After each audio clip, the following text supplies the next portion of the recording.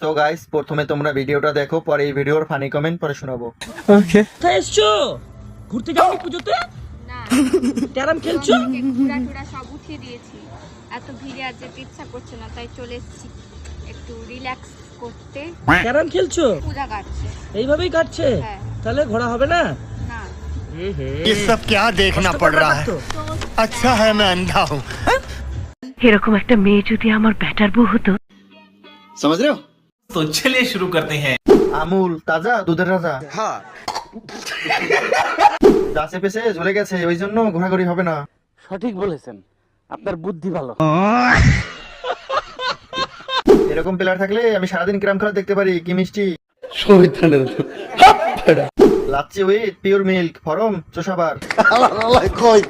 কি বড় বড় গুটি, আমিও খেলবো।